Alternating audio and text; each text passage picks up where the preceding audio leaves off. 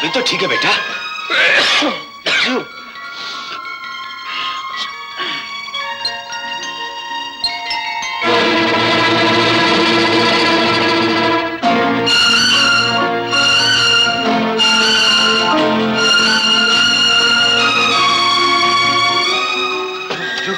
तुम इसे लेके अंदर जाओ।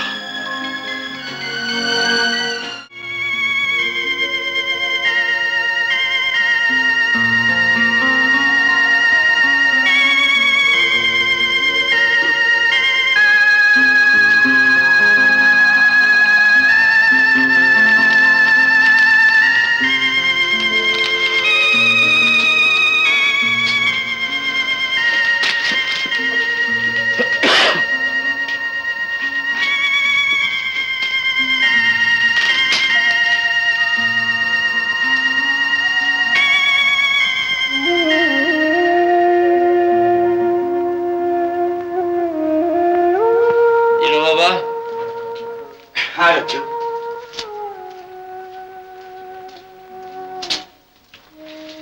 ये लीजिए, इसे संभाल कर रखिएगा। क्या है इसमें बेटा? इसमें मेरा एक खत है, वो बाद में पढ़ लीजिएगा। और जो मेरे खत में लिखा है वैसे ही कीजिए। अच्छा बेटा।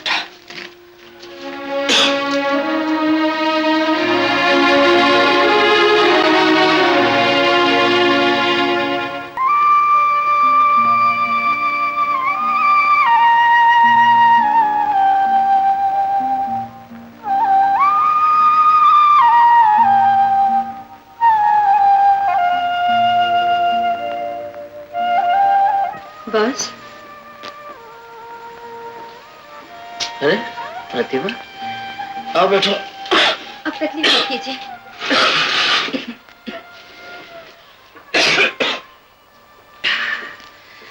कैसी हो? अच्छी हूँ। अरे दीनू बाबा। क्या बात है रज्जू? आओ देखो कौन आया। अरे प्रतिमा बिटिया। कहो बिटिया, अच्छी तो हो? हाँ दीनू बाबा, बिल्कुल ठीक हूँ, लेकिन बॉस की तबीयत। प्रतिमा, आज मैं बहुत खुश हूँ, तुमने अपने कदम इस घर में रखे। बहुत दिन हो गए थे आपको देखे हुए। दिन तो गुजर ही जाते हैं। खैर छोड़ो, पहले ये बताओ क्या खाओगी? सुबह शाम जो कुछ भी खाती हूँ वो तो आप ही का दिया हुआ है। सुबह शाम की बात छोड़ो। इस वक्त तुम इस घर में मेहमान हो। मेहमान? हाँ, मेहमानी तो हूँ। सच पूछे तो बहुत भूख लगी है, खाना खाए बगैर नहीं जाऊंगी। ये हुई ना अच्छी लड़कियों वाली बात। दीनू बाबा, जाओ प्रतिमा के लिए कोई बढ़िया सा खाना बना के। रज्जू। क्या बात है, जाओ ना। जरा इधर आओ, एक बात कहनी है। मैं आ गया।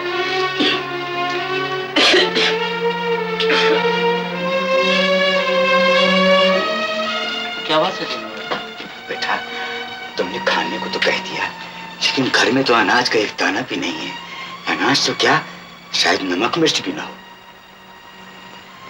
जिंदगी भर दुनिया को देता आया हूँ, आज क्या मेरी हार होगी? तीनों बाबा। रज्जू। हाँ बाबा, चाहिए, चलिए।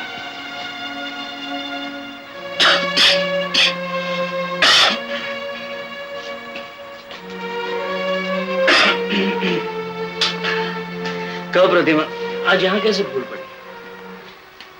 भिखारी हमेशा दादा के दरवाजे पर कुछ लेने ही आता है। एक चीज की जरूरत पड़ गई थी, लेने आई हूँ। मुझसे? जिंदगी भर जो कुछ भी लिया है आप ही से लिया है। आपकी जुबान पर कभी इनकार का शब्द नहीं आया और आज भी नहीं आएगा। रज्जू बेटा। हाँ ये लो, तुम खाना खा लो, मैं अभी आई। आओ बेटा।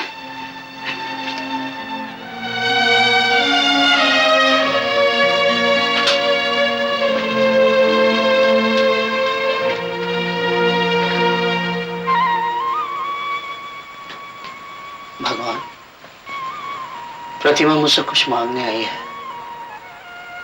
कहीं कोई ऐसी चीज न मांग बैठे जो मैं दे ना सकूं। मेरी सहायता करना।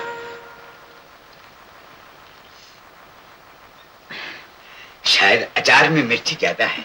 लो बेटा पानी पी लो।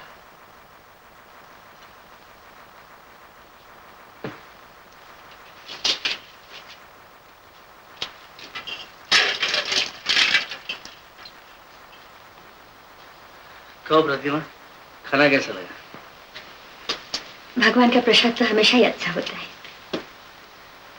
हाँ, अब बताओ क्या जरूरत लेकर आई हो? बॉस, रानी तो अब इस दुनिया में नहीं है। प्रतिमा, मुन्नी की याद दिलाकर मेरे जख्मों को हरा मत करो। मुन्ने की तबीयत भी कुछ दिनों से बिगड़ी रहती है। बुखार और खांसी पीछा ही नहीं छोड़ते। भूख प्यास तक नहीं लगती, मुंह ही मुंह में बड़बड़ाता रहता है। डॉक्टर लोग क्या कहते हैं? चंदर उसकी देखभाल करता है कि नहीं? खैर, तुम मुझसे क्या चाहती हो? आपको याद होगा, आपने शादी में हमें एक सुनहरी कबूतर भेंट किया था। हाँ। पहले मुन्ना उस कबूतर से खेला करता था। जब रानी जिंदा थी, वो एक दो बार आपके आंगन में आपके असली कबूतर से खेलने के लिए मुन्ने को ले गई थी। अब मुन्ना बेहोशी में पड़ा पड़ा जिद कर रहा है। मुझे अंकल का कबूतर चाहिए, मुझे असली कबूतर चाहिए। और डॉक्टर साहब भी कह रहे हैं, अगर उसे असली कबूतर मिल जाए, मुन्ना बिल्कुल ठीक हो जाएगा। कबूतर?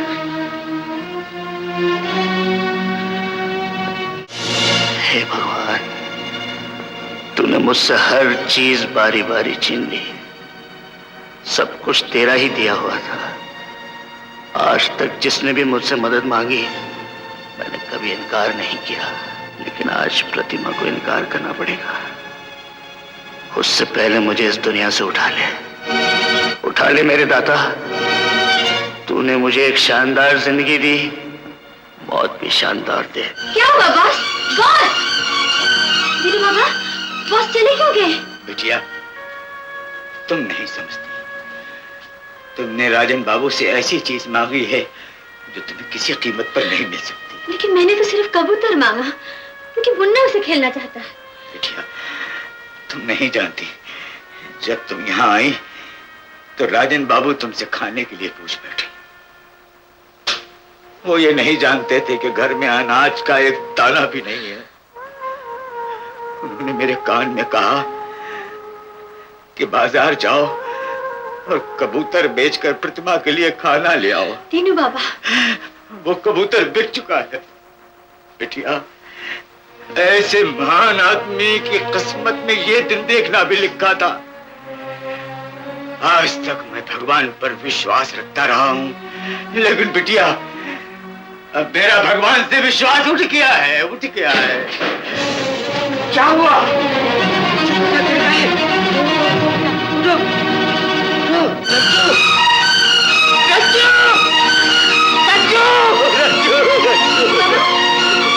तीनू बाबा, क्या हो गया बॉस को? तीनू बाबा! भगवान का न्याय देखो, इतने शानदार आदमी को इतने जल्दी से छीन लिया।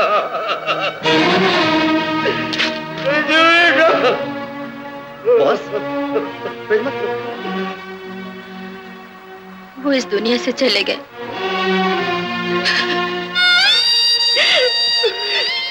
बॉस,